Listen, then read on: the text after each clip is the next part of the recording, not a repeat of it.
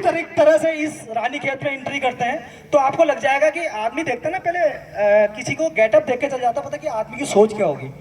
अगर आप इस तरीके से आएंगे, इनका विकास बताता हूँ मैं रानीखेत वालों को ना। विधायक जी कहते हैं हमारा ये हो गया।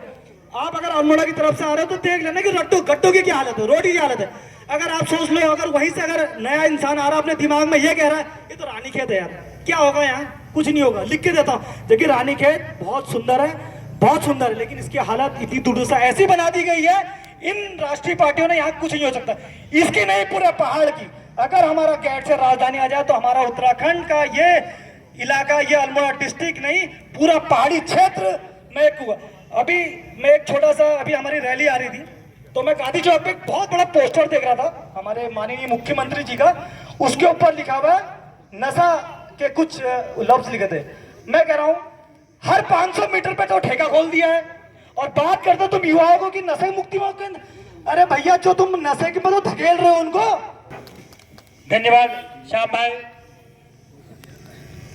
42 शहादतों के बाद आज भी हम जश के तर्स, आज भी वही मूलभूत सुविधाओं के लिए तरस रहे हैं, आज भी उन्हीं बातों के लिए लड़ रहे हैं। इससे बड़ा दुर्भाग्य हमारा और क्या हो सकता है। तो मैं इसी क्रम को आगे बढ़ाते हुए मैं मंच पर आमंत्रित करना चाहूंगा मेरे नजदीक से त्रिपुरा से विवेन बिष्ट, मैं आपको मंच पर आमंत्रित करना चाहूंगा। काफी जज्बे के साथ आप दिल्ली से डेली ग्रुप के माध्यम से इस कार्यक्रम के लिए लगे थे। धन्यवाद विपिन बिष्ट। सभी गणमान्य व्यक्तियों का इस मंच के माध्यम से मुझे अपनी बात रखने के लिए मौका देने के लिए आपका तहे दिल से शुक्रिया। आज मैं यहाँ पर कोई भाषण देने या किसी लोगों को समझाने नहीं आया हूँ। बस मेरी पूर्व चुनाव के टाइम पे नशा हटाओ पलायन रोको का नारा दिया था, तो वो नशा क्या हट गया? क्या रानीखेत विधानसभा से पलायन रुका? क्या युवाओं को रोजगार मिला? क्या हमारे स्वास्थ्य सुविधाओं में सुधार हुआ? क्या हमारी गांव में पानी की समस्या जो हो रही है उसमें सुधार हुआ? यदि जनता का आंसर नहीं है तो क्यों नहीं हुआ? इसका दोषी कौन?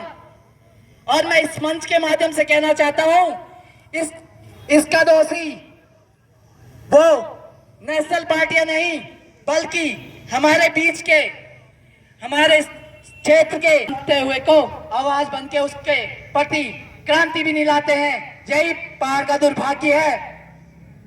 पहाड़ का युवा वैसे तो बहुत जोशीला होता है, लेकिन जब बात करें क्षेत्र के विकास की तो पीछे हट जाता है। तो मैं पहाड़ के युवाओं से कहना चाहता हूं, यह समय है बदलाव का, यह समय है बदलाव का।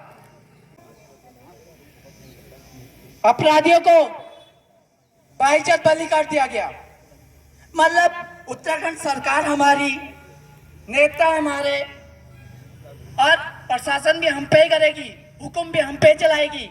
अगर बाहर का कोई दिल्ली, यूपी, कलकत्ता, बंबई का कोई भी युवा पहाड़ में आकर पहाड़ियों को कुछ मार दे, होटल कान में, आप तो सोने का नाटक कर रहे हैं साहब, आप सोने का नाटक कर रहे हैं। जो लोग खाली सोने का नाटक कर रहे हो वो उठना कैसे चाहेगा? आप जोर लगा के तो देख ही रहे हैं। 1979 यानी कि लगा लो 1979 से उग्र पहला दल था वो राष्ट्रीय पार्टी। मैं किसी दल का विरोधी नहीं हूं साहब, मैं तो कहता हूं कि उत्तराखंड क्रांति दल अपनी लकीर खींचना ही है। इसका हाथ, इस लकीर का हाथ, इसका भाग्य आपके हाथ में। लेकिन हैरानगी की बात देखिए, इस उत्तराखंड क्रांति दल ने आपके लिए त्याग दिया, आपके लिए उत्तराखंड राज्य बना के दिया।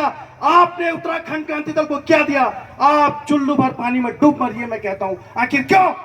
आप जब देखते पिछले चुनाव को, आपने उत्तराखंड क्रांति दल को 1% वोट दिया है। किसको दिया 1% वोट? जिसने आपके लिए त्याग दिया, जिसने आपके लिए बलिदान दिया। और बताइए, छोड़िए उन राष्ट्रीय पार्टी को, तो आम आदमी पार्टी जैसी सोचिए साहब, दिल्ली से आई हुई पार्टी को आप 3% वोट देते हैं उत्तराखंड में, और जिसने आपके लिए राज्य बनाया आप उसको 1% वोट देते हैं। कहां गए पहाड़ी बताइए? अरे आज भी नहीं जागा पहाड़ी हो तो कब जागोगे बताओ? तब जाओगे। आज तो सिर्फ एक अंकिता, अभी एक अंकिता गई है साहब, जिस दिन आपके अंकिता पर वो लांछन लगेंगे, उस दिन देखना चाहोगे तो उस दिन भी आपको ये उग्रांति खड़ा आपके पीछे मिलेगा। आपको जागना होगा, नहीं जागोगे तो आपको जगा दिया जाएगा। अरे एक छोटी सी बहन ने कहते थे हल्द्वानी में कोई घटनाक्रम हो गया, अरे खाली तातुल दिखाया, खाली तातुल।